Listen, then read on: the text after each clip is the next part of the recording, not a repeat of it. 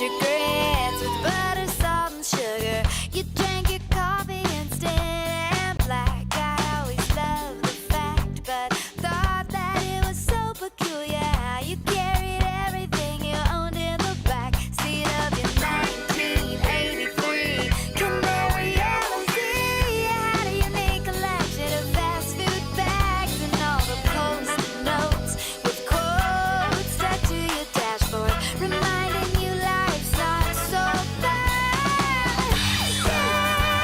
Saturday, since I heard you went away. Saturday, when I can't see your face.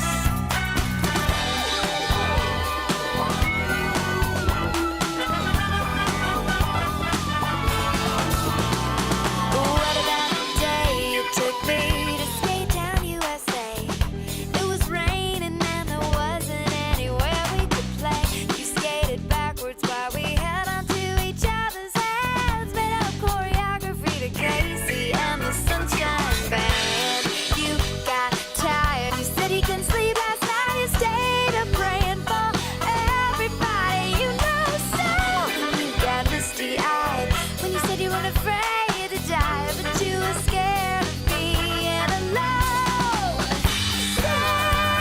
Saturday, since I heard you went away.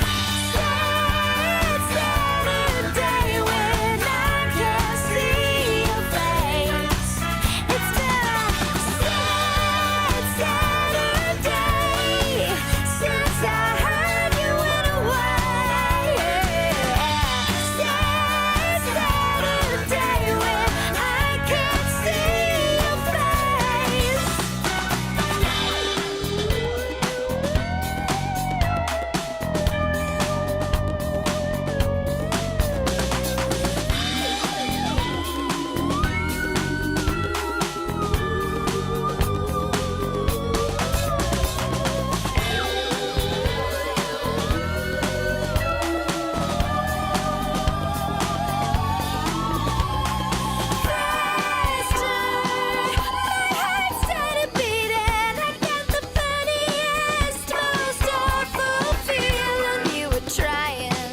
Trying to tell me something I didn't want to know.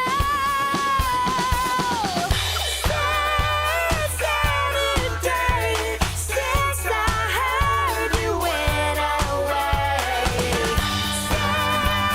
Saturday, when I can't see your face.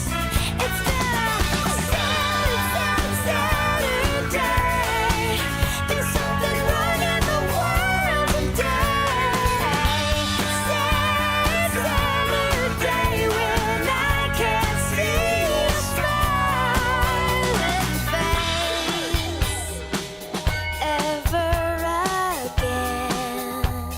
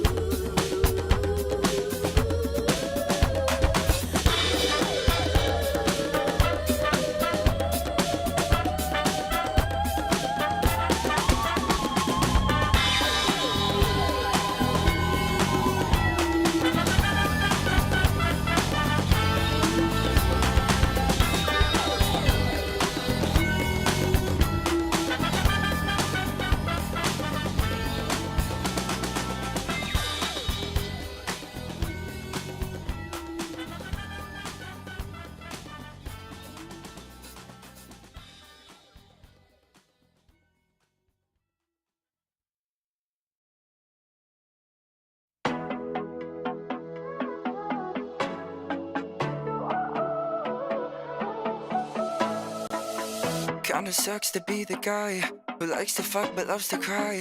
Can never tell what I wanna like, apparently. I I've always had a dirty mind, but way too fragile for my kind. So I'll go home alone at night incessantly. And it's true that I've developed some kind of bad habit. I'm so erratic.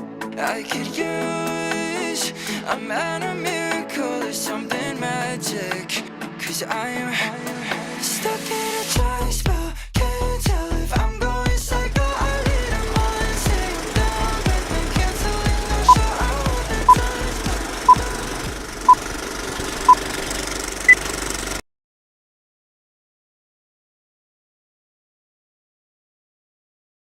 Hello, everyone. We are Listen In, a rare moment when you see 5 faces on the screen if you include the slightly horrifying little image of whichever Simpson that is. One day I'll learn The Simpsons. I am Kay. Do we want to introduce ourselves? I'm Jesse. Do we? I don't know. I'm doing It's a now. free-for-all, all at once. Ah! 3, 2, 1. I'm Jesse. Alexis. Hey.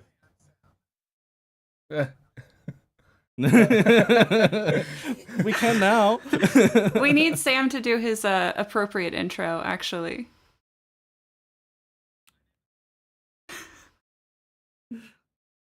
Nice. Thank you. I actually meant to suggest that we each do that for our intro, but I forgot, but not tell you ahead of time, Sam. I had this brilliant idea last night, and then I didn't tell anybody else. That would And be then amazing. I forgot it was going to happen. You're Uh-oh. on the levels thingy. Uh-oh. Uh-oh. That's weird. Uh-oh. Sam's in another level. Sam, keep talking. I'll test it. Can you hear it? Procedurally generated. No, it's not coming through the stream at all. Hmm. Thank you for letting us know. We are going to figure that out now. Jesse is going to figure that out now, is actually what I meant by we. In the meantime, Alexis, it's you and I to provide entertainment. You got any jokes? Me. That was a dance, not a joke. Do I have any jokes? Let's see. Okay. Okay, I think I fixed it. Can you hear me now? How about now? Oh, we're all saved from Alexis's joke. Let me turn the volume back up. Sam, Can you keep hear me talking. now? My name is Sam Johnson, and I exist. I think I can hear you. Yay! Finally. Woo! Ugh. Diver down. Can you hear Sam appropriately?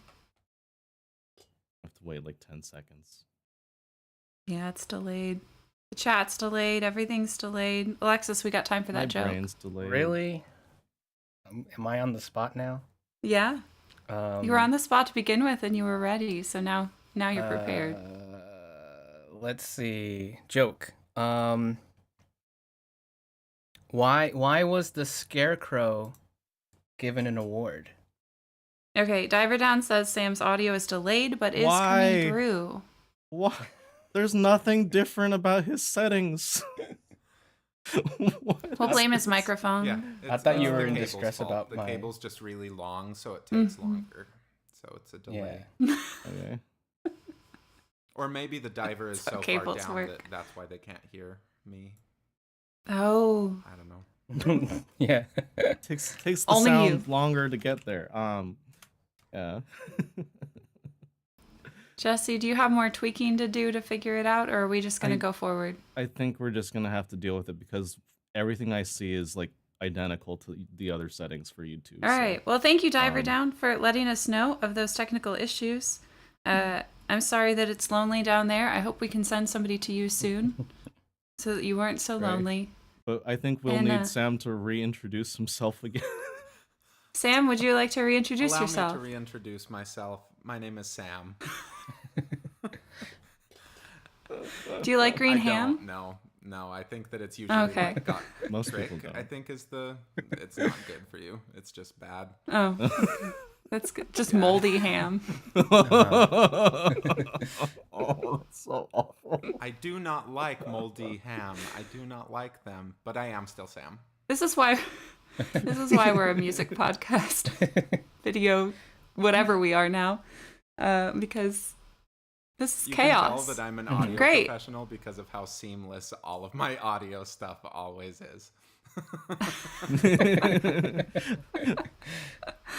That's what Amber's for. You're an audio professional with editing, so it's okay. Yeah, it's fine. Cool. Well, I guess we should get started on the actual stuff now that we have technical stuff. We'll start over. We're Listen In. I am Kay. With us we have Alexis and Jesse, our regular hosts, and a special guest with us today is Sam. Sam briefly introduced himself earlier as Sam Johnson, and he is on this podcast. But Sam, do you want to talk a little bit about what you do outside of being on this thing today? Sure. So I'm probably most well known for making some reaction videos on the old YouTube. Oh, I am in a chair that I do not know how to work, and I just went down very quickly. So I do some YouTube videos sometimes, and my main gig is I teach private voice lessons. So I do that almost every day. I'm kind of a workaholic with it. And that's who I am. And you've been doing like a podcast, YouTube-y podcast thing recently, right? What is that about? Yeah. So I've been doing a podcast with another voice teacher named Amy Geddes, and we just talk about voice teacher issues. So we talk about how to become a better voice teacher. We interview other voice teachers. We talk about our students, spill the deepest secrets, and we name drop all of them. First, last name, and address, and social security number, right? As much info as they're willing to give us, we will pass it on. That's important information. Yeah. Well, thanks for inviting me, though. This is a fun new thing for me. Yeah, thanks for joining us. Public on the internet? Oh my gosh, it's never happened. Never ever, with like way more people watching you than watch us, but We've actually wanted to have you on for a while, but ironically, we wanted to wait until we kind of knew what we were doing, and we still have tons of technical issues. It's fine. Well, and I think we realistically accepted that we don't care if we know what we're doing or not. And so it doesn't matter. Professionalism is just recognizing it's going to be what it is. I don't care. Yep. Yeah. I'm not going to try to make anything better. Right. Exactly. Nothing we do is to make anything ever better. Except for everyone's lives with cool music. That was a great segue, but I was going to say something else. Oh. Goodness. Context those for those who are watching, though, because I think it's kind of cool, is that like literally this Listen In would not exist without Sam putting stuff on the internet a long time ago, because the Discord in which Jesse, Alexis, and I all met is actually the Discord for Sam's YouTube reaction videos that has sort of grown a life of its own for a while. But we're glad it's still happening. So that's really cool. And we're thankful to you, Sam, for existing. How often do you get thanked for existing? I have ChatGPT tell me everything just so that I can keep remembering. I'm just such an adamant supporter of AI and all of the things it can add to my life, like that.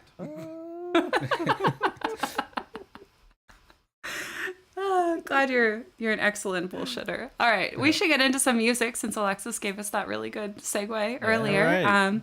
Which is perfect because Alexis' song is up next. We have a song incoming. The thingy.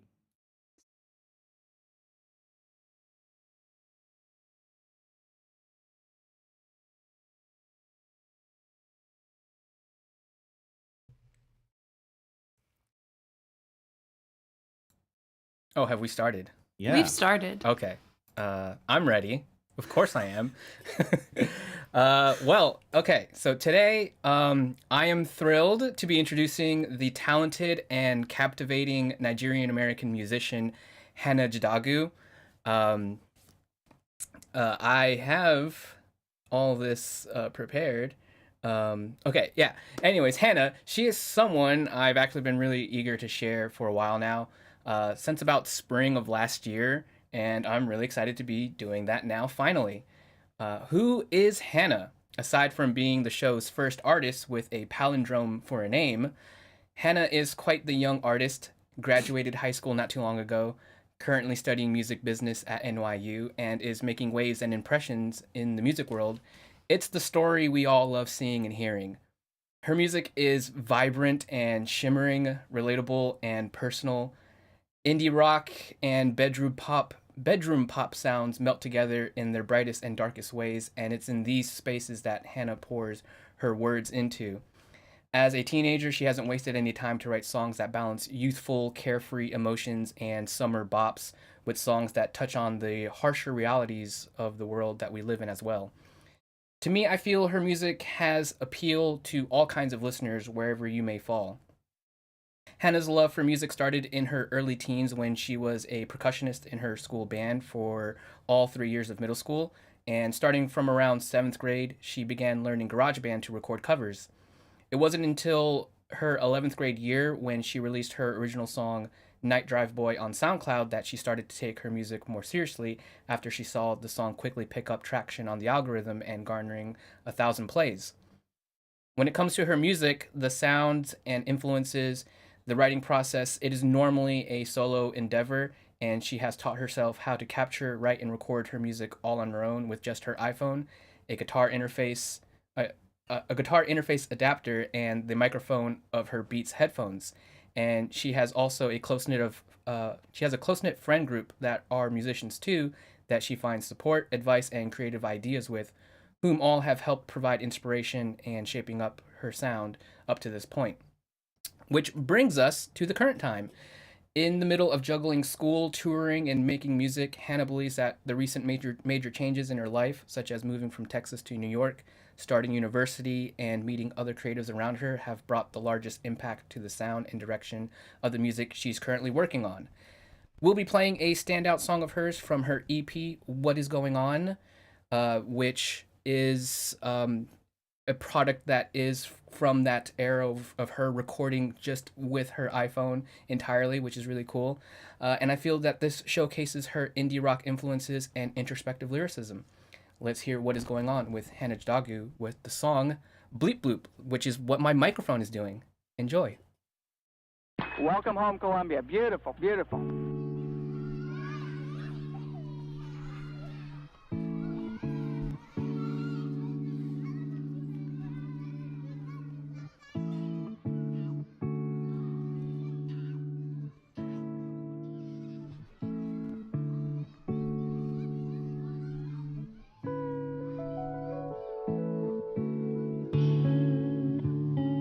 I like how the moon don't wait.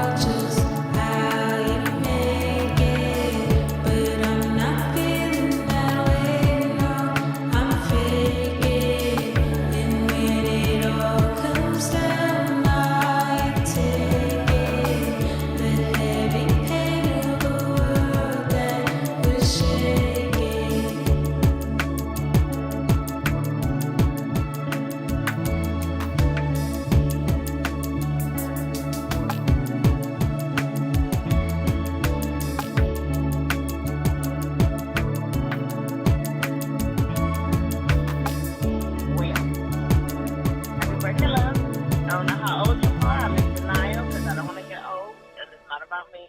It's about you. Have a good day, love. Love you. All right. How do we feel about these bleep bloops that Hannah is providing us? I Thoughts That on the was- bleep bloops? Jesse feel like it's a warm sunny day. I'm like lying down on the grass and then I Ooh. go eat some chicken nuggies and take a nap. What kind of chicken nuggies? The dinosaur ones, obviously. The Dino best. nuggets are great. Yeah. I've been living off of those for the last week. Nice. Dino nuggets and baked potatoes. Nice. Trick Switch says this feels like a memory of a dream, which I really like. Mm. Man, that outro was like that outro. Whenever it kind of kicked up the production was just so pretty. It was so perfectly placed. Yeah. And I love it. I'm super, super impressed. It was recorded on an iPhone. Oh Yeah. yeah. The everything. Yep. Yeah. Everything. That's Everything. pretty cool. Yeah. That's pretty cool. When you listen to this song, do you think that it should be daytime? I like where your mind is at because that's exactly the question I was gonna ask. Because Jesse started describing like how it made him feel, and I was like, "Whoa, like sun, it's bright for you." I was wondering like what other people felt because I didn't feel that when I listened to this song. It felt more nighttime for me. I think nighttime drive could work, or Yeah. like daytime in a park, laying on some Yeah. grass could be Yeah. nice. Nighttime drive on windy back roads where the speed limit is low. Like you are not driving very fast to this song. Uh-huh. And It's like there's a no one else around. leisurely You can't, like, dirt be road. angry. Yeah. Yeah, I think part of my impression of like what's probably happening time-wise or environment-wise in terms of like where is this song emanating from? I feel like maybe it's a bit more contextual for me, mostly because I first heard the song from the EP, and the EP starts off very bright, and there's a song called Sunny Day, I think. I think like the journey of the EP almost felt like it starts with like a sunrise, and it feels like this is the last song on the album. It's kind of getting to like an unwinding point. So I think like maybe I kind of just like tricked myself into feeling like it was a nighttime sort of song. So recontextualizing it for like a sunny or a more brighter sort of feeling is a really interesting thought. I think it changes a lot in terms of the mood of the song, thinking of it in a more sunny or bright way. Placing it in time of day, I could see sunset, like, but still at sunset, Yeah. maybe on a picnic blanket. Yeah. And then the fireflies, like it's when it starts to get dark, you know, when you first start to see fireflies come out, when it starts to get dark enough for them, that's what we've hit when that sparkly production comes in at the end. We've hit firefly time. Would you say Twilight? I don't know. Certainly not the books or the movie. There are no You don't think vampires this could involved. work well on a Twilight movie? Despite the sparkling. Maybe if they zoomed in on his face and the sparkling that he does in the sunlight. That's when the sparkles come in, Yeah. yes. The Twilight soundtracks are just rockin' good. Yeah. Pretty good. Yeah. This could fit. This could fit. So, yeah. Yeah. About that outro though that you mentioned, I like the first time I listened to this, it didn't quite it was just like a good ambient sort of feeling for it that like similar to the song I brought first season, Hey Sandy, where there's that like some talky bits and some like children and whatever. But you listen to the outro for this one and it's a call, and I'm presuming with like her mom or someone who at least like cares about her and tells her he loves her. And so that makes me think that this song is trying to depict the feelings that they have of talking to this person who cares about them. Yeah, I think so. I'm getting a similar reading of the song that way as well. I feel like maybe now I'm just kind of connecting the dots with like the song title. Bleep Bloop is probably a kind of like funny way Hannah thinks of the tone from like a voice message, because the outro thing was a voice recording of a voice message, it sounds like, and they have like a tone at the beginning, so maybe the bleep bloop is referring to that. And the subject matter and the lyrics definitely feel a little bit abstract, but like when I think about like the big things, because I've like watched like her interviews and things like that, a big thing about like her art right now and her music is kind of like figuring out like her direction in terms of like life and what she's doing. And this feels like a very introspective song, and looking at the lyrics, it feels it's kind of like trying to place this feeling of like, where am I heading, in a way, and getting this conversation at the end of I've been interacting with this loved one through voice messages, and there's that feeling of like, where am I going, this is where I'm from, family and groundedness and things like that, and kind of like trying to like write a stream of consciousness sort of song regarding those feelings. So that's what I feel like with this song. It feels like there's that dialogue happening with who am I, and also the things that keep me grounded, which are the voice messages.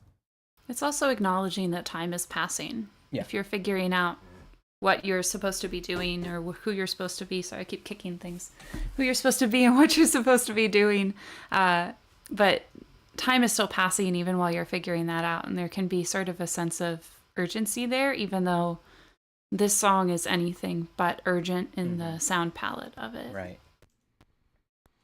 I think it's very important to remember, if you are friends with musicians, to be very discriminate with the kind of voicemails that you leave them, because they will appear on. Very true. I'm trying to think back into like the things that I've told people on voice recordings, and thankfully a lot of the times I do voice recordings, it's usually an act and a performance. So if I end up on a song, chances are you're not going to recognize that it's me, and thankfully for me, I'm not going to recognize it's anything embarrassing. So I at least have that working for me. If you end up on a song and you don't bring it to listen in, I'm going to be so upset with you. I'm going to find it and bring it and not tell you. I'll have to look. Which would be awful. Yeah. Like, do you do like funny voices like, hello, Yeah. this is Alexis, how are you doing? Yeah. I make characters and stuff, and sometimes I'll not even like talk about what the call is even about. I'll just like leave them a little gift, and my number's attached, so they know who it is, and they'll just reach back out to me. So why not have some fun with it? How do I get on this distribution list? Of I too want silly voice messages and stupid voices. We'll have to see about that. I start a want... music career. Oh. and then you'll give me a purpose to send you one. I'll release one song without any effort, just so that you send them. Yay. Back to the song. The reason we are gathered here today. I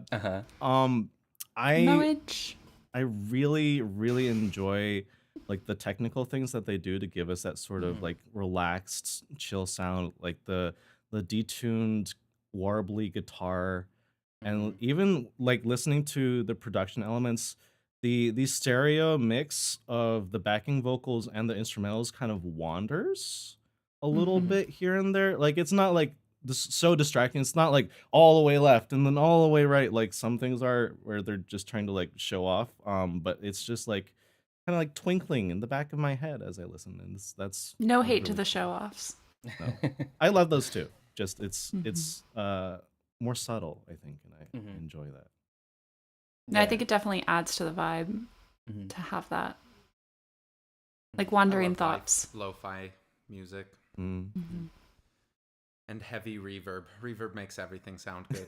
Yeah. Which is definitely here. Yeah.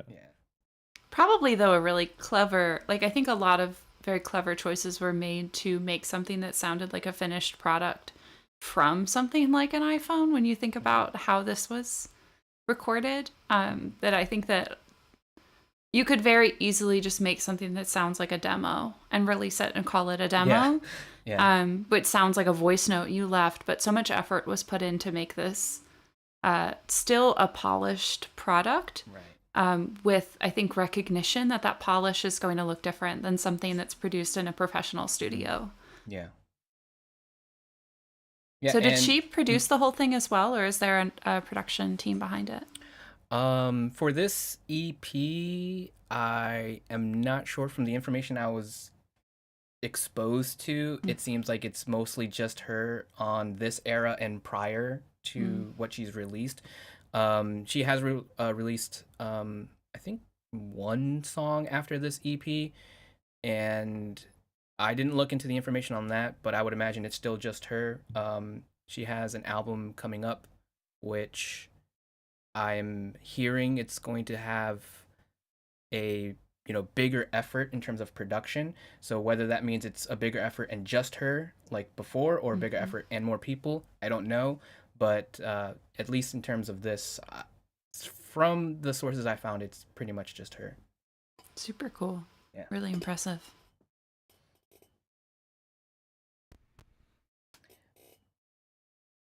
And I imagine that's probably all that we have to say, unless anyone else has anything to share, point out. The trap rhythm that came Uh-huh. towards I the knew last Jesse third, had something else.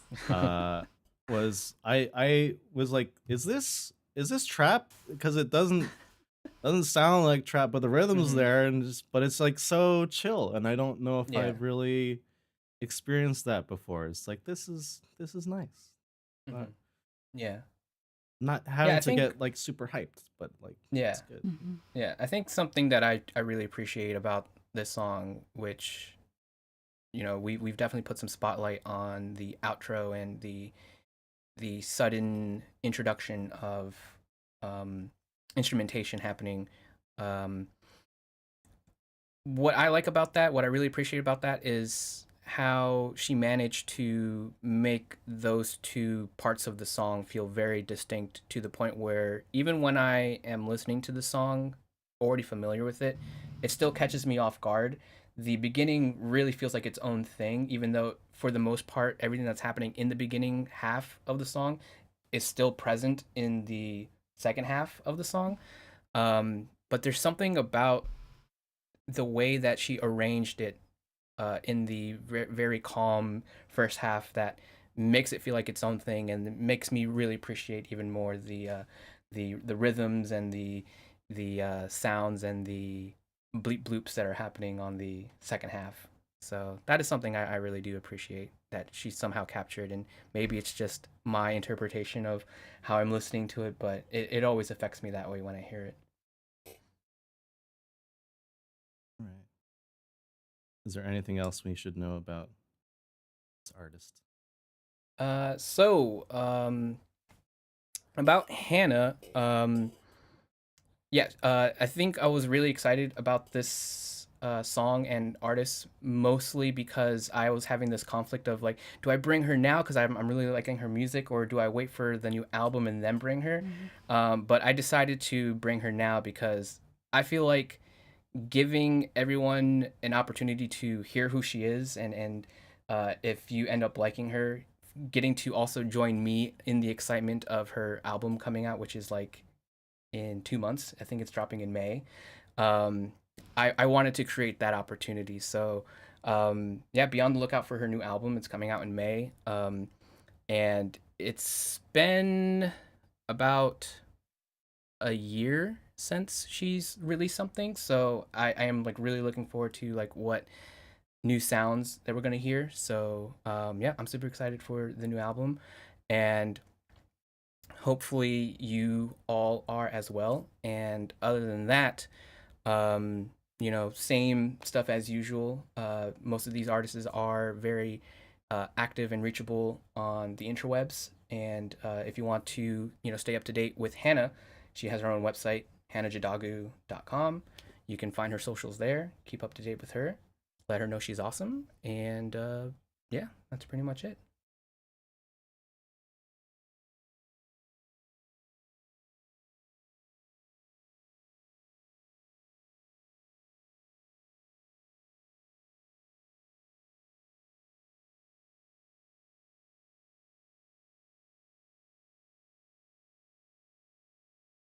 Yeah. I get to talk. Okay. I brought in a song called Berlin by a band called Adult Mom. And Adult Mom is the project of Stevie Knipe, Knipe, I believe. Knippe. And say again? I was joking. I said Knippe. Knippe. Yeah, it's Stevie Knippe. And I've heard about Adult Mom on Twitter when Nate Roos, who is one of my favorite musicians from the band The Format, and he probably got way more money from another band called Fun, which has some songs that got very large, tweeted when this album came out that it was awesome. So I listened to it, and it is very awesome. Stevie is non-binary. They sing very personal lyrics, lots of what stuck out to me the first time I listened to the record was like just hearing a treble voice sing about what it's like kissing girls, and I was like, there need to be more things like this in the world. So I like it a lot. Another fun thing about Stevie is one time they tweeted, "Drank too much coffee after 8:00 p.m., so I am wide awake rethinking all of my life's choices and will curb that spiral by putting best renditions of Losing My Mind from Follies into YouTube."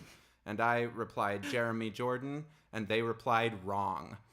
So if you are interested in interacting, they will.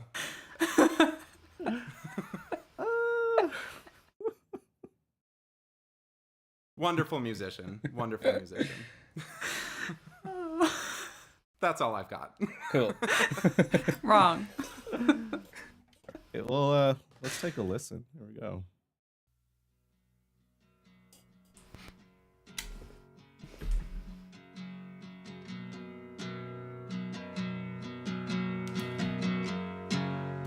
You flee when it's hard, and I stay put. You say you're a bird, but you're flying east for winter, and I'll tell you not to go. You won't hear it anyway.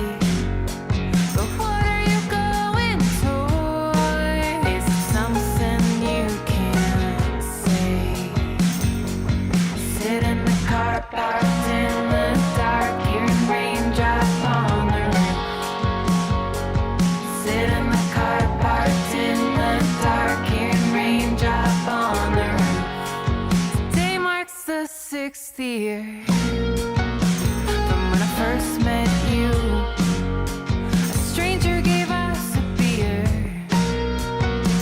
in the hallway of the bathroom, and we drank it real slow. I was just trying to get to know you. In the dorm room, we sang Violet by Hole, screaming off our youth. Sit in the car parked in the dark, hearing raindrops on the roof. Sit in the car parked in the dark, hearing raindrops on the roof. Sit in the car parked in the dark, hearing raindrops on the roof. Sit in the car parked in the dark, hearing raindrops on the roof. And it's the soul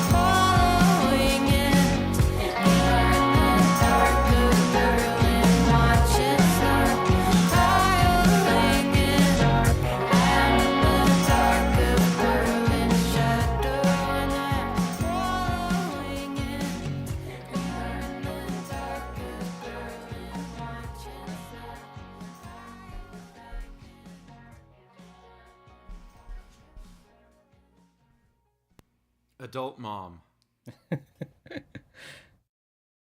What do you think? A great name, truly. So first thing I want to get out of the way is Stevie has managed to keep the record unbroken for me for adult moms that I approve of. So that's good. Second thing, the sound here is really fun, really cool. This whole like indie rock sort of thing going on. It feels sort of like, I don't know, like snail mail, kind of like Rilo Kiley. Is that how you pronounce it? I don't know.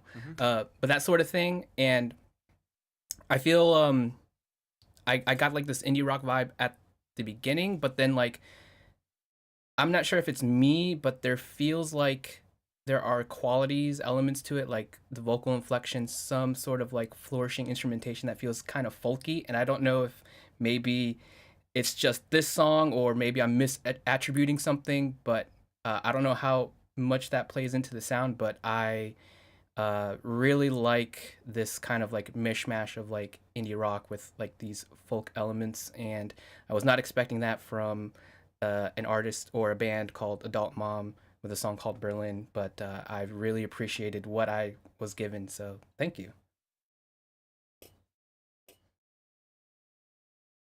Jesse is Jesse looked like Jesse. We Just can't lip hear you. syncing right now. But attractive. I did it again.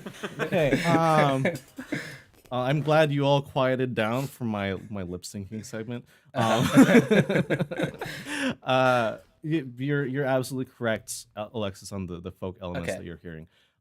The bridge part where she starts like flipping around, that's in folk music referred to as the blue yodel.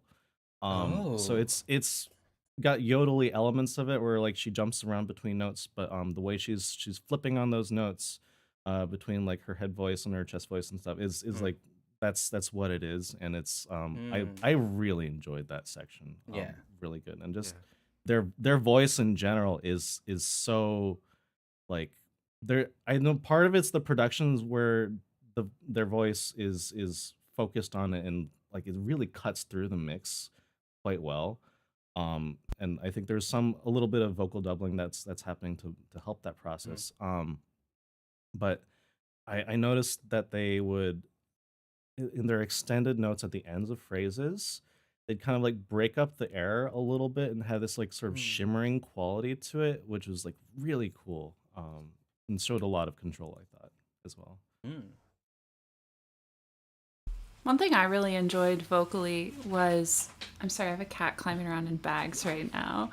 So if you hear rustling, that's what it is. One thing I really enjoyed vocally was all the harmonies that kind of would pop in and then disappear and then pop in and disappear. And then you'd hear a different harmony that they weren't layered, but it's like as if they had layered harmonies, but they pulled out the original. I don't know. That was really cool to listen to and really kept my attention throughout the song. Which was enjoyable.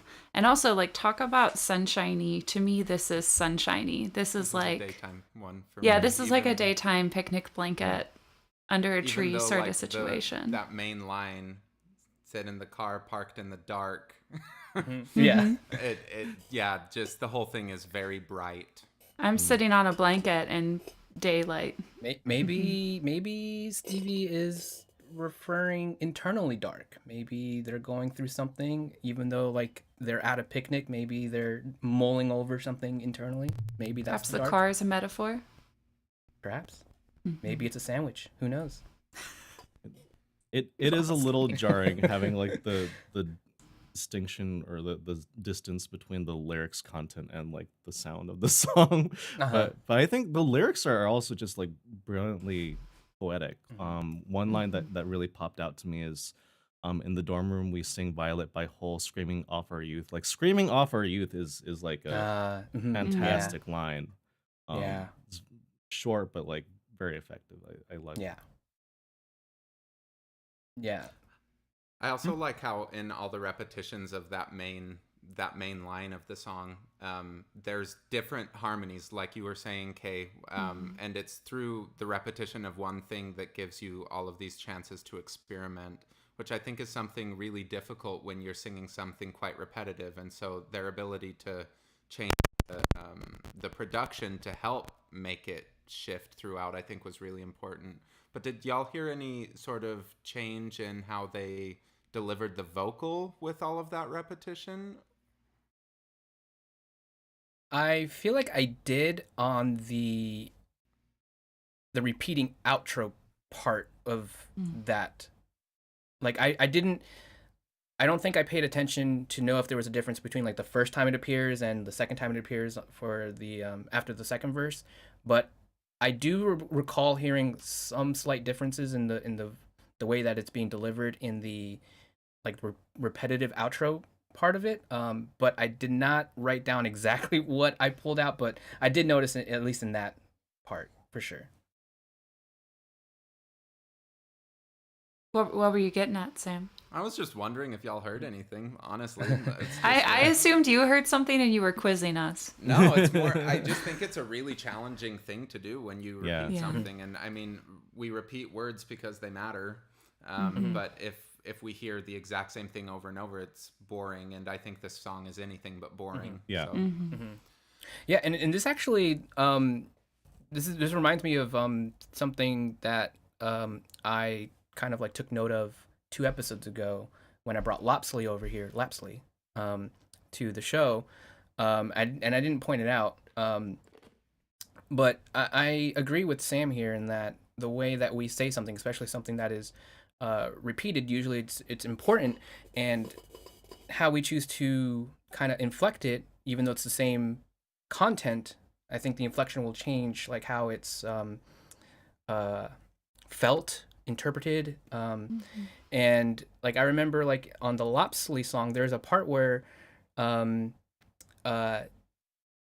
like she kind of like gives us like I think like the edgiest part of the song where she kind of expresses something very emotionally and she uses a bad word, and I noticed that it happens 2 times in the song, and the second time it happens, you can clearly tell it's just the first take from the first time it happens. It's just you know, placed later in the song, and there's like this like delivery in it that feels like I like the choice that they went to just take the first one because it worked, and then just putting it again. But like it's such a strong emotion that I feel like I wonder how different it would feel if we got this with like maybe more frustration, and you hear that frustration come out in the inflection, and I think that whole thought process definitely is something that I think about and latch onto, and I'm glad that like we're talking about it with this song because there is a lot of repeating, and I think it's something that's easily we could not notice because we're kind of just like in the zone listening to what it is and letting it wash over us. But yeah, a lot of that stuff can be like subconsciously affecting when you're a listener to that stuff. Another thing that I really love from it is just the tone quality that they get when singing like car parked in the dark, like that kind of Midwestern-y sound. And I think they're from New York, but just that quality is really interesting. You don't really hear people leaning more into that kind of Midwest quality. And with that, and then at the beginning, what was it? You leaving, it's horrid, buried, like that buried kind of thing, putting that at the end of those words, just makes it sound more spoken. And I read somewhere that Stevie, one of their influences was Bright Eyes, who's one of my favorite artists. And Connor is not known as being like a wonderful singer, but he gets the words across and pronounces things in like very interesting ways sometimes. I also saw the comment from Trick Switch. I liked how there were these little stylistic pauses that felt like stumbling while walking fast, which also kind of reminds me of just that kind of Bright Eyes folky delivery.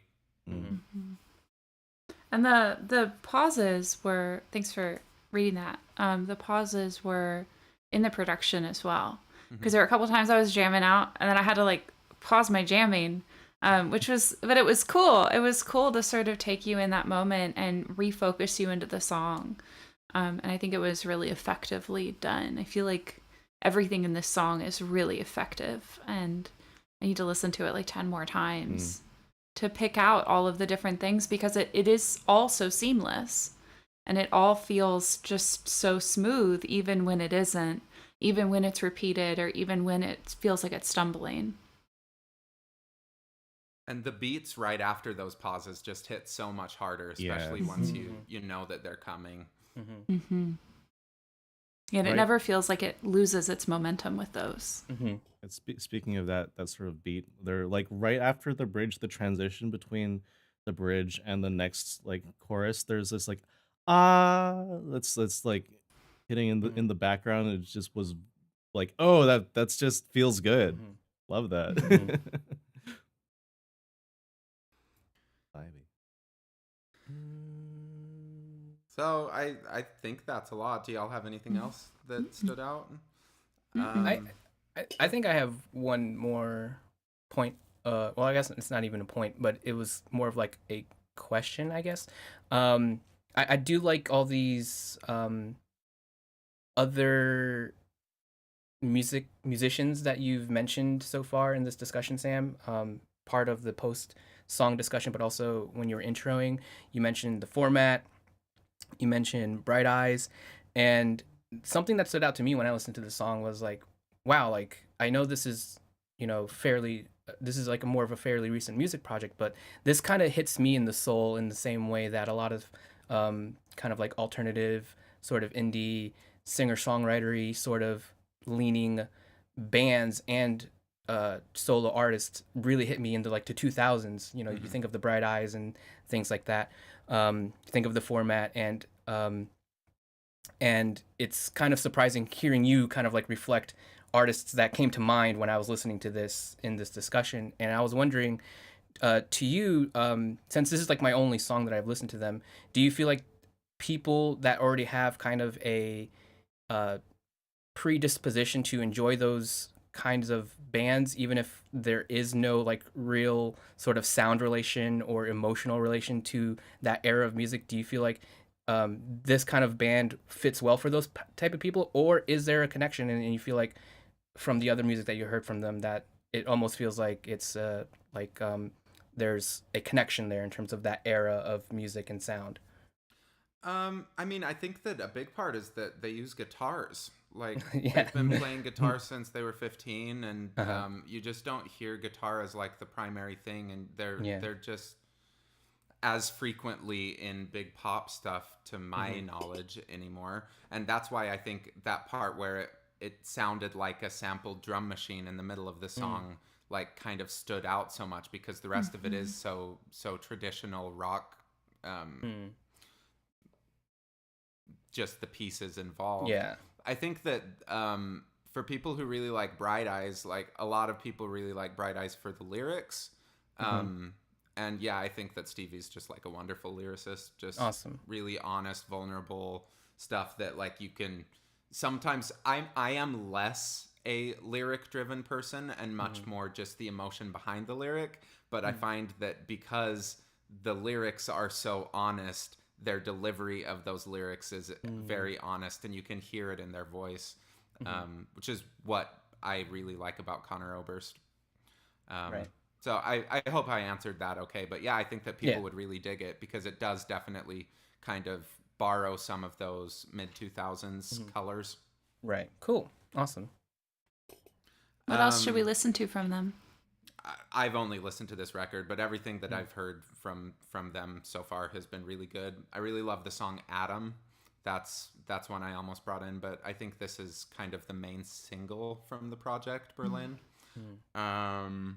Yeah, go listen to everything. Give them a lot of money. Like, I know they've had some like health issue stuff and like recovering from cancer and other things. And that's another thing that they bring up in a lot of their lyrics. Like, they're just so freaking honest. So support Stevie. We like Stevie. We like Stevie. Thank you.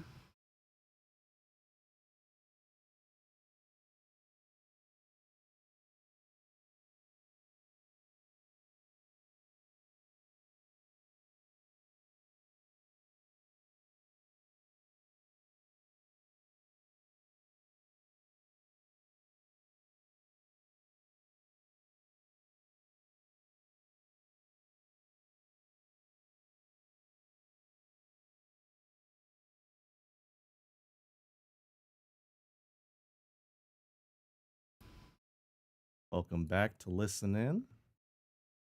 We've got a special guest today, Sam Johnson, and I'm going to be sharing a song. This is Smile High's special. What's the buzzing? Fuzz. Who's fuzzing? Alexis, you. Is it you? My mic's muted. Oh. Sam, is it you? Well, whatever it Fixed is, it's it. gone now. Okay. Oh, he muted. Oh no. Can you wiggle some chords? It's gonna get even worse. Actually, it's better. It's better It's now. kind of. Now. A Yeah. bit, yeah. Okay. I can always switch over to the less wonderful microphone, but apologies. It's all right. We're good. All right, take 2. Smile High is the solo project of Ben Smiley Silverstein, currently based out of Los Angeles, California.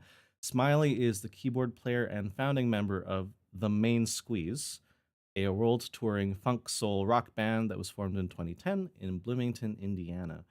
Since moving to Los Angeles in 2016, Smiley started producing for other artists, mostly in the R&B world, while starting to accumulate their own solo material. Smile High's first release was a 7-song EP called Sky Vision, released in early 2021, which features vocalist Antwaun Stanley from Wolfpack and Corey Fry from The Main Squeeze. As for Antwaun Stanley, he grew up in Flint, Michigan. He began starting to sing at age of 3 and took part in talent competitions including the Queen Latifah Show and Showtime at the Apollo, which is pretty cool. And in college, Antwaun released an album called I Can Do Anything. The album reached number 22 on the US Gospel Albums chart, and the album's third track, Teach Me, reached number 29 on the US Gospel chart. In 2015, he also opened up for hip-hop artist Common. I'm a big fan. And he has 19 listed collaborations with Wolfpack and Corey Wong. Corey Wong is like the band leader of Wolfpack. So although Wolfpack rotates out singers and band members sometimes, that's a pretty established number to have done with them. So he's a mainstay there, and they're also a great band to check out. I don't really have much more to add except that I'm really excited to share this one with y'all. When I ran across this song, I really could not stop listening to it. Just kept coming back to it, and I hope you are similarly hooked.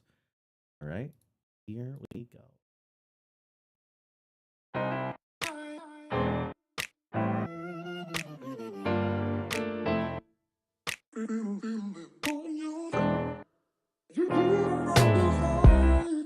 Sometimes you really feel it up, and other times you really feel down.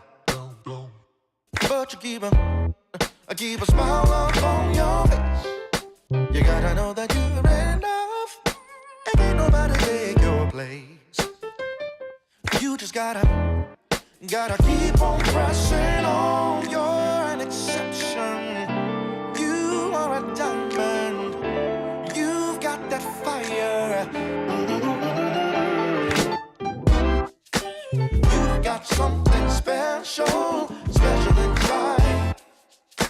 You've got something special. You don't have to hide. You've got something special inside. You've got something special inside.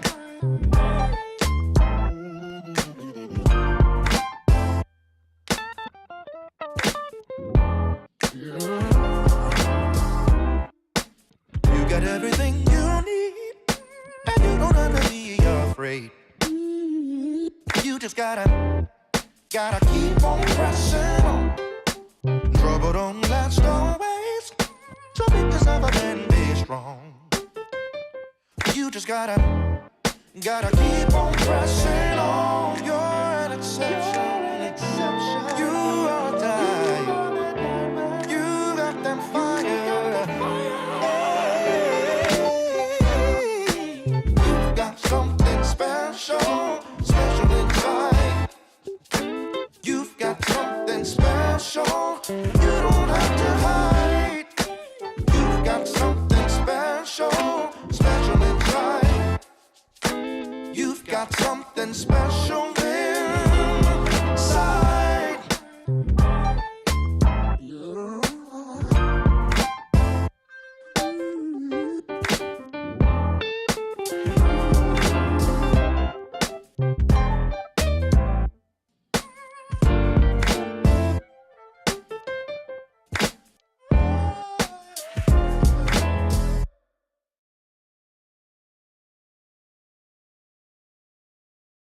So do you think that song was special? I'll tell you what I think, and Oh no. this is this is 100% indication of just to show you like how prepared I am for this show. When I was listening to the songs before the show, I tried to listen to them in what I thought the order was, and I for some reason thought Jesse's song was last. So the first thing I wrote was, "What a great way to bring a close to the episode. The energy is so lovely and positive." I already had this anticipation that we were gonna end the episode on this song, and either way, doesn't matter where it came in the order. This song, the energy, it's incredible. It's so just bright and positive. Absolutely loved it. It is special. I really liked, and can you hear me? I just Yes. did some things. Okay. I like how in the production there's such a use of just blank space, and that the silence becomes almost part of the beat, like in a very, like it's a snare rather than just as a we're waiting for something else. Yeah, I was actually gonna point that out as well. I was feeling like someone must have given them the like adult mom memo that they're using like stylistic pauses on Berlin, and they're like, oh, we got to do stylistic pauses too. But I like the way that you I like the way that you described it, though, that in this situation those stylistic pauses feel like they are kind of part of the percussion or the percussive element, in that the gap in itself can almost replace the snare, and I thought that's really cool actually. To the point where it's like super choppy too. Like things were chopped off to make those pauses feel crisper. It wasn't just like, oh, we'll pause here. You're right. Which was a really cool production choice, I thought. And I definitely think it pulled me in more than sometimes just making the song louder by filling that in with something. It like made me listen for the next weird noise or fun thing that was going to happen in the background. It also works really well with the chopped samples that they do and the pitch shifted vocals in the background. It's another early 2000s hip hoppy kind of thing, and that alongside the vocal gave me some kind of D'Angelo vibes. Yes. Yeah. Also, the Love rhythm is D'Angelo. also very D'Angelo as well. Yeah. Because I was thinking, like, we're talking about the rhythm and the choppiness of it. Like, you'd have to be a really good drummer to be able to pull this off live. Like that's like Questlove level drumming. You're hitting and muting Yeah, constantly. but yeah, the little noises that come in are also like their own sort of punctuation to the song. Like you have the arpeggiations going up, and then there's a sound, and then arpeggiation going down, and there's another sound. And the little sounds are repeated, but not. There's enough different sounds that it's not like, oh, they're just doing that again. And it's like a little thing. It's in between a surprise and something you're looking forward to, and you don't know what you're gonna get. You know every time there's an arpeggiation, you're gonna get something, but it's like, oh, it's that one, yeah. Yeah, I wonder if there was actually like a pattern to it. I didn't think to try to chart it out and see what fun sound came in where. Or if it was just sort of, this sounds good here, let's put it here. Yeah. Could be. You know, The I first loved time it the was kind piano of- though. It felt kind of disjointed to me the first time that I heard some of that. I'm like, wait, what's going on? And it was just with the repetition of it that I was like, oh, okay, I can jam to this. That feels a bit like they say when like doing a jazz solo that if you hit a wrong note, just keep hitting it. Just do it again. Yeah. It's that same advice, but for production. That's something Make it I'm intentional. constantly saying in voice lessons is like, just keep going when you mess it up. And yeah, if you mess something up and it's you're gonna repeat it a few times, repeat it 3 times, and it's a choice. If you just do it once and then you like look kind of funky and I didn't do that, then everyone's gonna be off board already. I once heard somebody make up Italian for an entire verse. I feel like that's definitely a me sort of thing. If I am ever stranded on a song that's in another language, I'm making up those words. I don't care. I'm not gonna do like plain syllables. I'm gonna make up words, and if I offend you, I apologize. If I come across a word that's actually a bad word, that's all on me. Congratulations. I actually I had that exact experience once at a talent show. So we were supposed to perform two songs. I picked one that was in English. That's like my go-to, like I'm showing off song, and then this was at an anime convention. So one of the requirements is you had to have a song from an anime, and the like obviously you're gonna get more points for if it's in Japanese because that's harder. So I did one in Japanese, and I thought I had it memorized, but when I was on stage, I did not. So I just kind of like made up Japanese sounding syllables as I went along, which is very embarrassing, but most people couldn't tell. So One time, a similar thing happened to me, but I was singing an English song and I made up English syllables, and they turned into a phrase that does make sense. But because I was singing the American national anthem, people didn't seem to love the shift that I made, but whatever. Wow. I think you win. It was in a minor league baseball game, and so they Wow. were like, the guy filming me just started laughing. I was like, oh, I knew this would happen. And the Rockets, and it was just, I didn't get invited back. I want that as a shirt. We knew this would happen. It's a great story though. New merch line dropped. Ooh. Back to the song. I really loved the piano, which I bet you could guess. I was going to say that. But it was so fun. And I like how it was incorporated into that choppy, and it almost became like call and responsey sometimes with those chopped out bits. Yeah. I don't have anything more. Super cool chord progressions happening with the with the piano. And I took note of that. I was like, whoa, like I like the chords that they're using. I like how they're using it, like the syncopated rhythms and stuff. And now that Jesse has given me context that Antwaun is from Wolfpack, I'm like, oh, this sounds very Wolfpack now that I think about it. And I'm wondering if like maybe there's like some sort of cross-pollination thing happening here, because before I was just like, oh, this is a bop. There's like some jazziness going on here, but I didn't make that connection to Wolfpack at all. But yeah, this sounds very, very Wolfpack, and I'm wondering if like the artist specifically try to channel a Wolfpack sort of vibe in their own style now that they have Antwaun as the singer for this track. That was really, really interesting. I think that's very possible. Because Smile High, the producer, was like his style is kind of all over the place in terms of the stuff he's making, which I enjoy.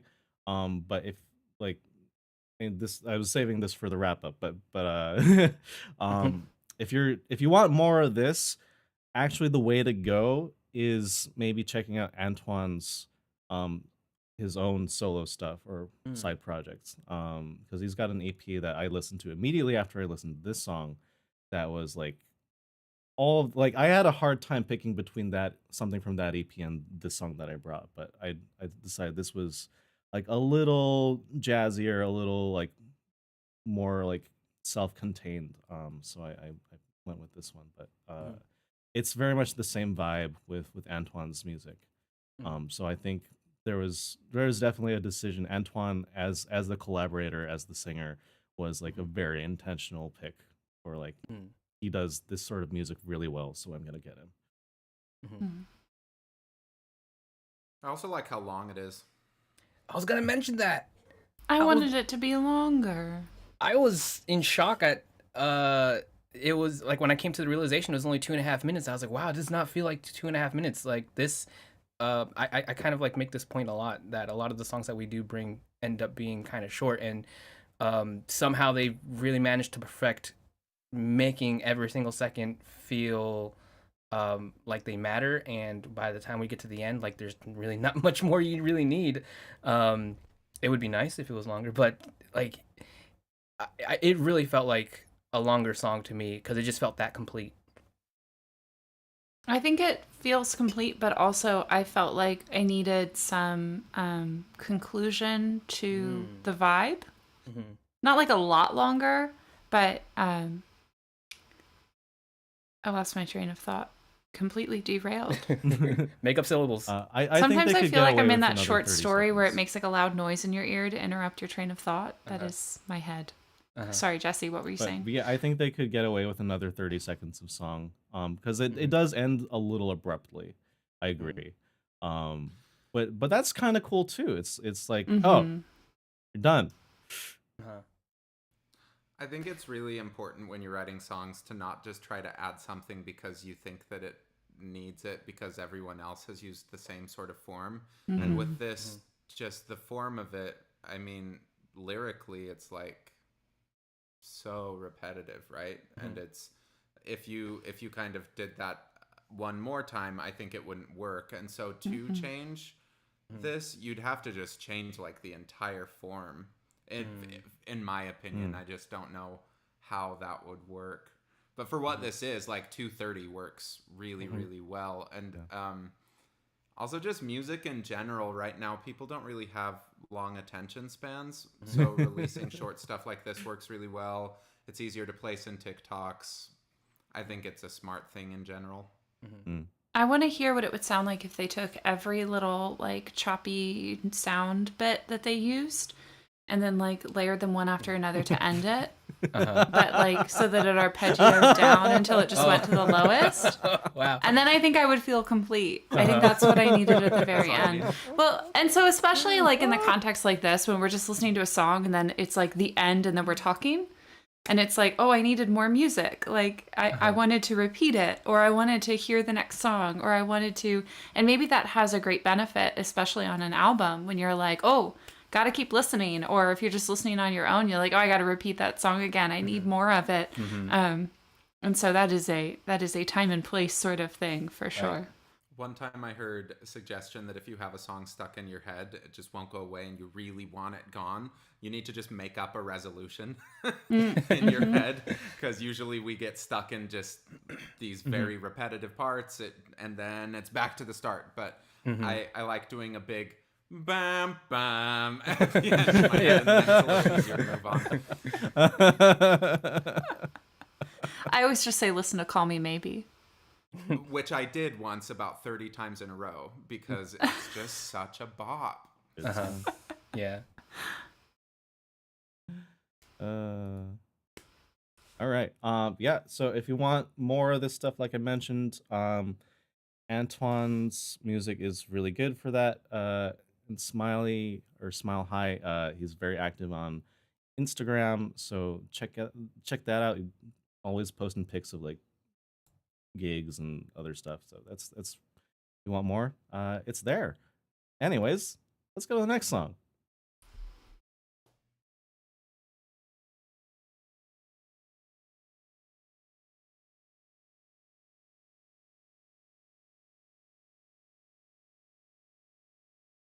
Hello, if you're just tuning in, we are listening. We have Sam Johnson joining us today as a special guest, and we've come to my song, Drink Update. I am drinking a watermelon LaCroix, and I hate it. LaCroix. If anybody's favorite flavor of LaCroix is watermelon, please convince me that it's good. Anyway, today we're listening to K-pop. I have been trying to temper the obsession, I guess, as far as what I bring to the channel. I've been trying very hard, but realistically, most of what I've been listening to outside of this podcast, unless I am listening to Release Radar or Discover Weekly or shuffling my liked songs, which is about half K-pop anyway, is a lot of K-pop, K-indie, and stuff coming out of more of that side of the world. So I've given in.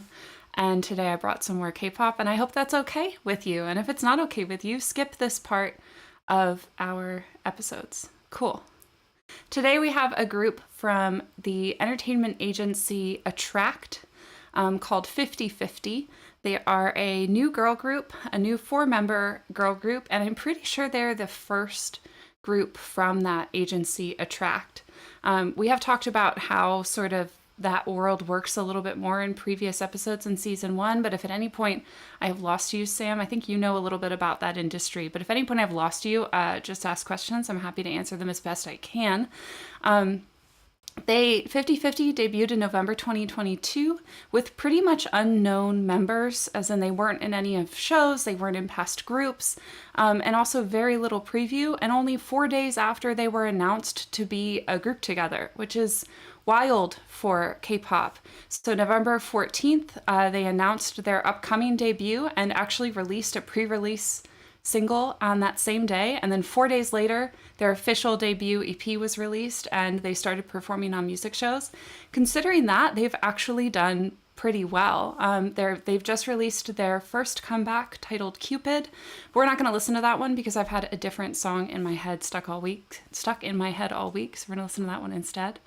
The 4-member group consists of members ages 18 to 20. There's Sena, who's the leader and sub-rapper, Kina, the main rapper and sub-vocalist, Shio, the main vocalist, and Aran, the lead vocalist and lead rapper.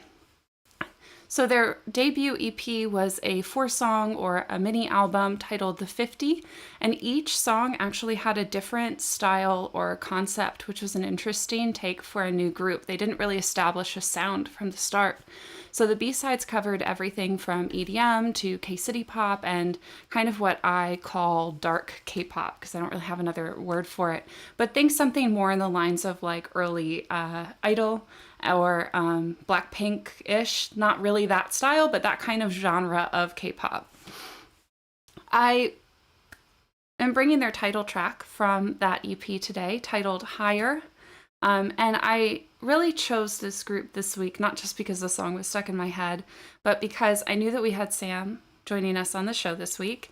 And I was like, I kind of want to bring, knowing that Sam is the voice guy, even though we're not requiring him to talk about voice today, I thought I kind of want to bring either something that feels like a little treat or maybe something that is less refined and a little rougher on the voice side just for fun to see how he reacts, which I know he would react kindly anyway. But I decided to go with a little treat, so I really hope that you enjoy their voices. I think that's what makes this group really special. Before I ramble more, let's listen to 50/50's debut title track, Higher.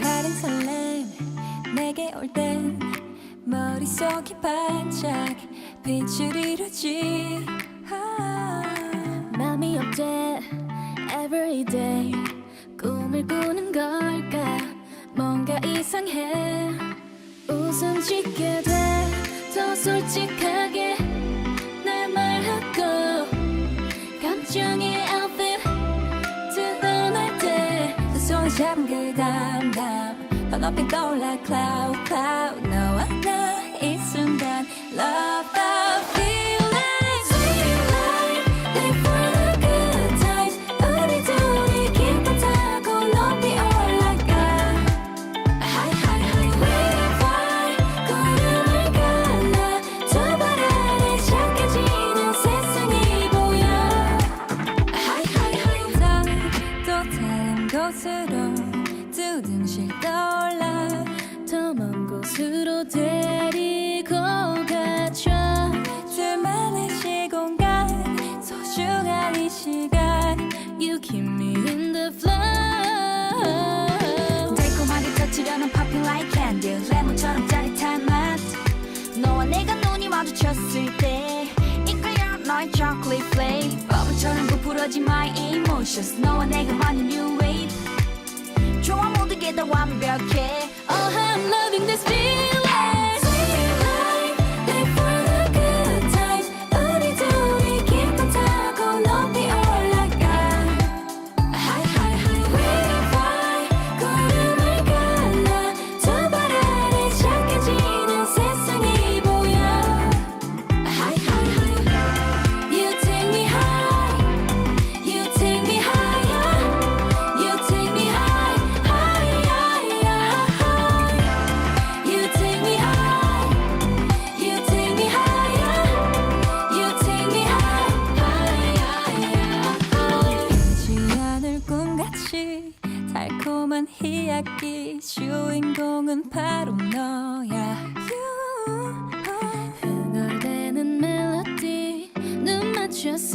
me 아름다운 너와 나 Love the feelings Sweet life Live for the good times 우리 둘이 기쁨 타고 높이 올라가 High high high We fly 구름을 갈라 두 발 아래 착해지는 세상이 보여 High high high You take me high You take me higher You take me high high high high You take me high You take me higher You take me high high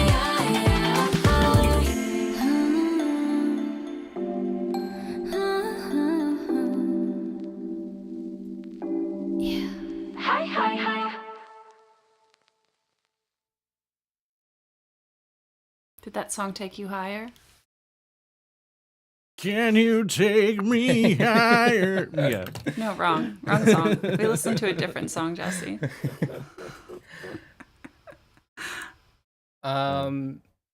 So I do recall I do Your- recall. I do recall your initial apprehensiveness to bring more K-pop to the show. But the thing that was like kind of like flooding to my mind at the time was like, all right, we're probably gonna get K-pop this week. What is gonna be this next K-pop group that K is gonna get me obsessed with? And I have a feeling, I do declare, I have a feeling that I'm gonna be obsessed with this group. But I think Are you loving that feeling? I'm loving that feeling, and I think part of the this reason song. why is like how approachable this song and this group is, because you laid it out right from the beginning. You know, I saw that the group was called 50/50, and I was like, 50 what? 50 members? Because you know we know that these K-pop groups can get pretty large, but it's only 4. So thankfully, I'll be able to keep track of like who's who, because I think a big appeal for this style of music is what kind of personality each member brings to the whole picture.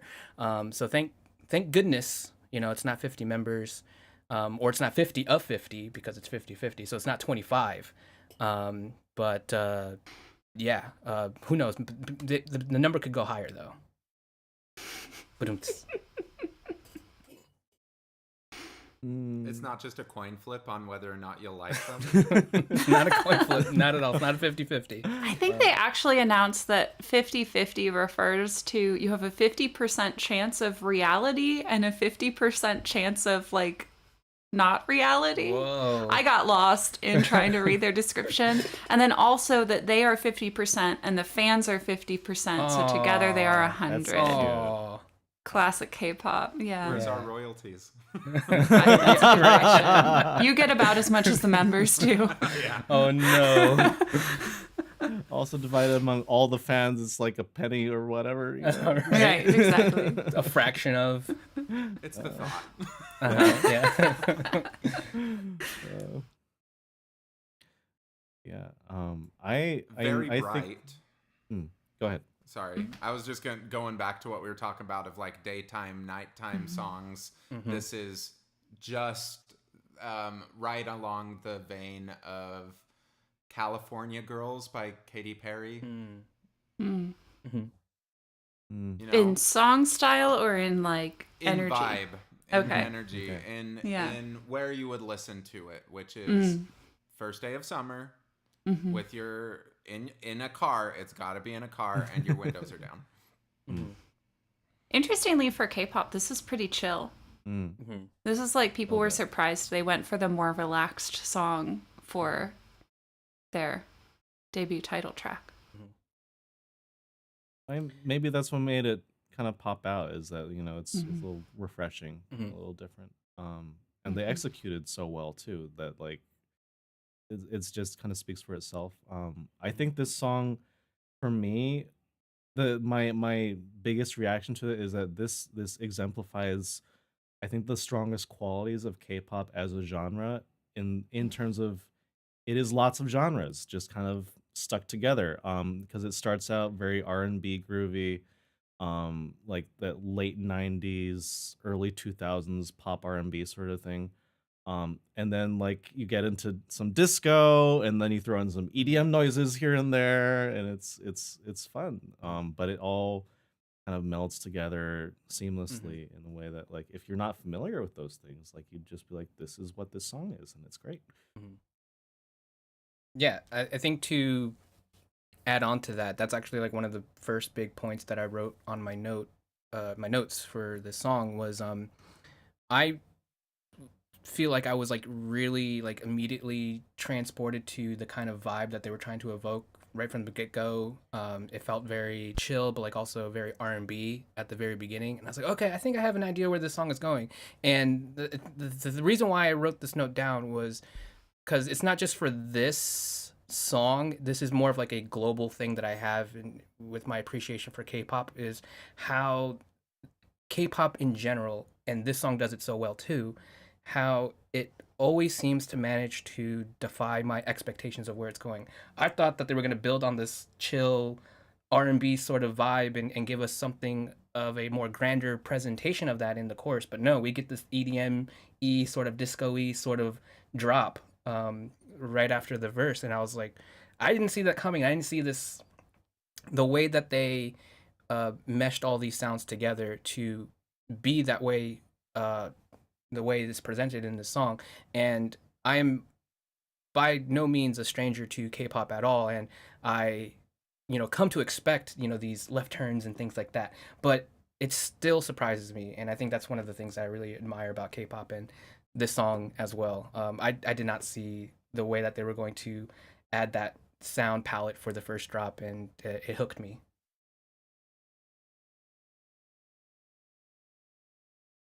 Did any of you find that sound palette to be jarring to you?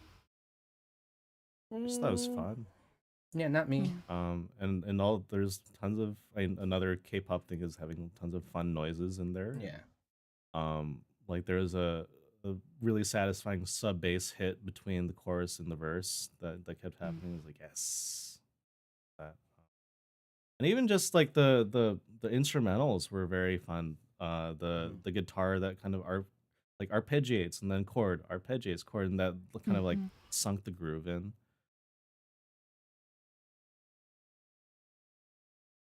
Question. What do you think of their voices, Kay? Oh, all at once. What was Jesse gonna ask, and then I'll pick my favorite question. You mentioned you're listing their like the members and like what they do. It seemed unusual to me that the lead singer is also the lead rapper. Is that true? Yes, Yeah. it felt that to me too, and actually I meant to fact check that because I think I grabbed that from K Profiles and forgot to, but she definitely doesn't rap in this song. It's definitely the other two rappers, so I am not entirely sure. And I will also say that despite listening to this genre and consuming this music for like a long time now, I still don't know the difference between a lead and a main. So I still forget. I know one of them is supposed to be like the best technically, and the other one's supposed to be the one that's used the most, but I get them mixed up, so I don't know. Yeah, I don't know. But that does segue well into Sam's question, which is that I think that especially for the genre, they're just so warm feeling. I think it makes them really stand out in the current K-pop lineup, which tends to have a lot more I guess like brighter toned vocalists and a lot less gentle singers. And these especially 3 of the 4 I find have a lot more warmth to their voices and use a lot more gentler approaches to the way that they sing lines. And they are aware of that, I think, and they use that to their advantage in every style that they do. Yeah. What did you think about their voices, Sam? I mean, it's a processed sound. It's kind of hard to pick out like significant uniqueness with them. But I really liked the second verse. I thought that did had some of that warmth and depth that I think is lacking in a lot of pop music. I'm not sure who sang which, but in general, yeah, I mean, they all sound like very capable vocalists. just as soon as you start adding enough tuning and enough compression, everything starts turning into one voice, which I guess is not a bad thing in terms of blend. Mm-hmm. And also with what my familiarity is with K-pop industry, kind of makes sense that they're trying to push everyone to sound like a specific kind of style when everyone takes from like the same coaches and has the same references and everything. It's not surprising, but I do think it blends well. Yeah, and I have similar general hangups about like processing, and over processing. I prefer things to be a little rawer when I listen to it, but it did sound good. Like if I was thinking in terms of tonality, for that warmth was like a treble pitched cello, which I guess would just be a viola, maybe. But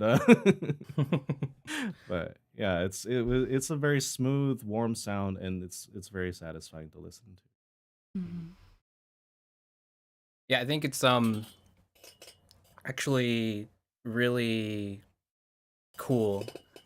This moment I think is really cool because it's funny how like we recognized earlier in the episode how none of us would be here if it weren't for Sam, and it's kind of interesting how the way I got introduced to Sam was through one of Sam's videos critiquing K-pop vocals.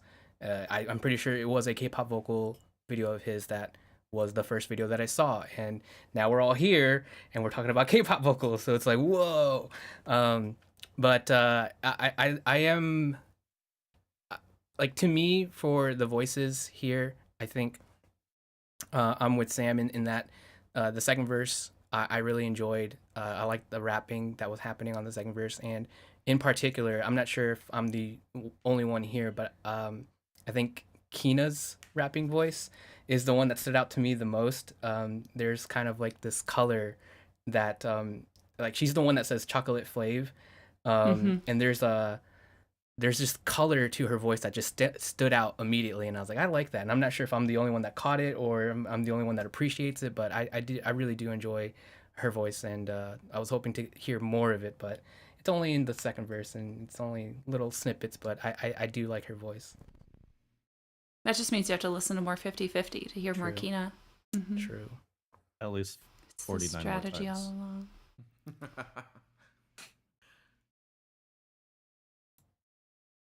They do sing live on surprisingly a lot of their performances, which is unusual for K-pop stages, like even music video or music show stages. And then they have some like pretty much they're just singing in their microphone while they're in an interview, sort of bits and pieces. And I think vocal tone wise, they sound really similar, just live with minimal editing that they do in their final product, which is always nice to hear. And I would never imply that there are groups who are not capable of doing that. I think that certain groups just prioritize dance and performance over just the necessity to have stable vocals on stage. But I definitely think that they're gearing up to be more of a vocal focused group as they continue their career, more like a Mamamoo than I don't know, something that does a lot more dance. Twice. So yeah, more than a Twice, who also has great vocalists. But like if you're jumping around on stage, you can only sing so stably for 3 minutes. 2 times a day for 4 weeks in a row. So there's some just level of reality to that. And I saw you guys said style over substance, and I don't know if that's referring to that choice. I don't think so. I think that there are just vocal groups and there are performance groups. The world of K-pop is, like Alexis has sort of alluded to, beyond music. I definitely consume more of the music than I do anything else than I'm watching stages, unless they're just like live vocal stages. But it's just different. It's a whole different world, whole different purpose behind the music. But I appreciate seeing another possible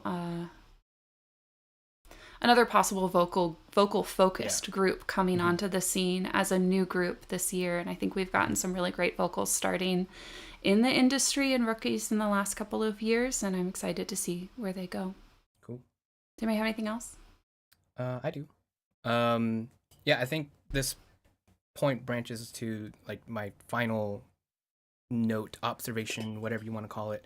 I think something that made me really appreciate this song, and I really appreciate you choosing to bring this song as well, because it introduced me to not just this song but this group, and it led me to this observation, which is, you know, I watched the music video as well when I was listening to the song, and I am kind of interested to see where this group goes, and also hearing that there's this potential that they might be more vocal driven in terms of direction.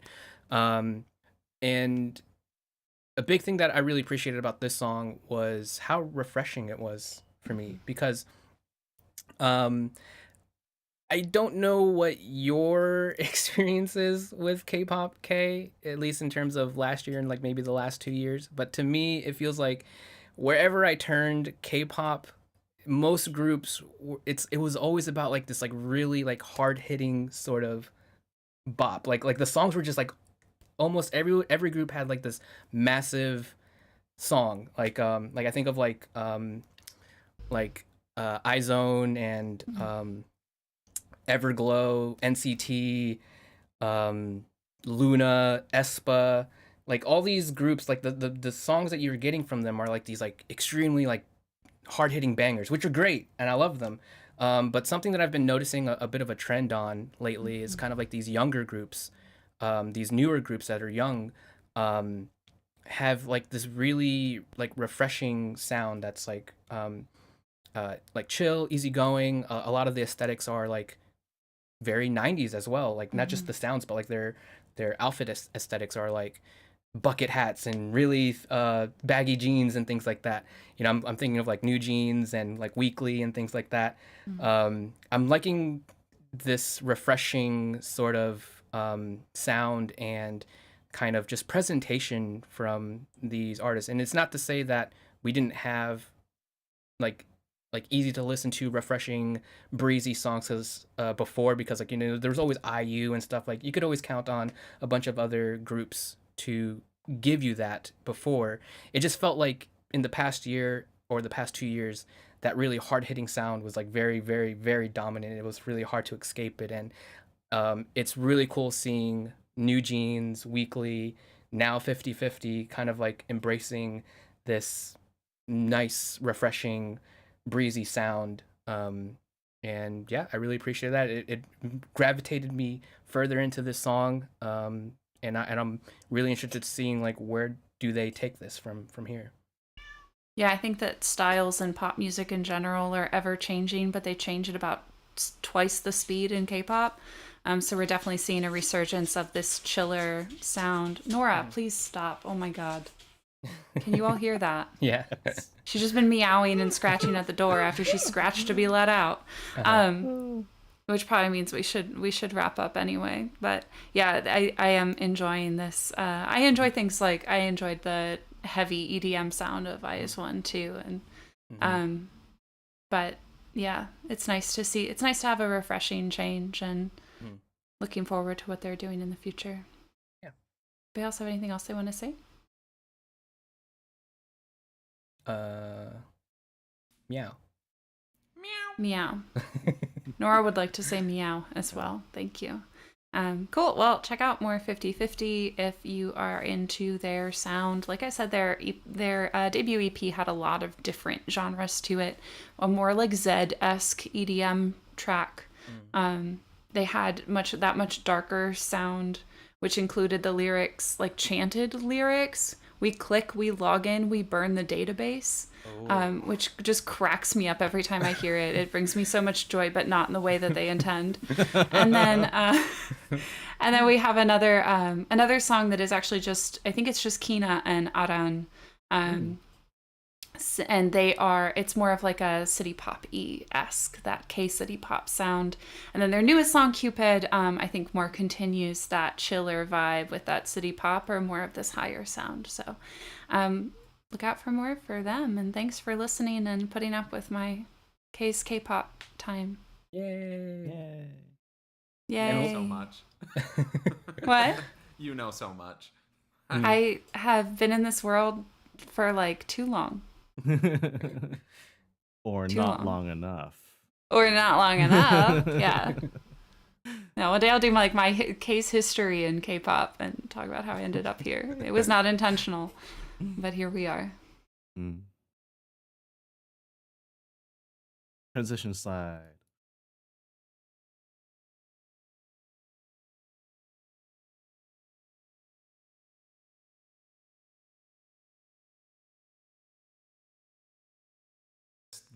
What gotta exists change the is picture. music. Oh, Change the picture. Cool. Yay. Thanks for hanging out with us today, everybody. Sam, you want to say anything else about the stuff that you do? We appreciate you being here today.